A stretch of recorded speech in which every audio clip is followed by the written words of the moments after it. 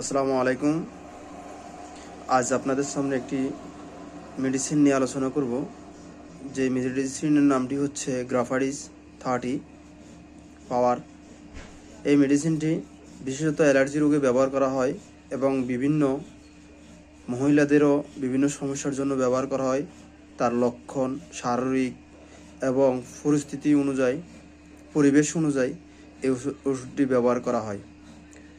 এই ওষুধটি যাদের মোটা শরীর, অ্যালার্জি থেকে ফানি গামায় এবং প্রচুর পরিমাণে চুলকায়, আঠালো রস বাইর হয়, এই রোগীদের জন্য গ্রাফারিস ব্যবহার করা হয়।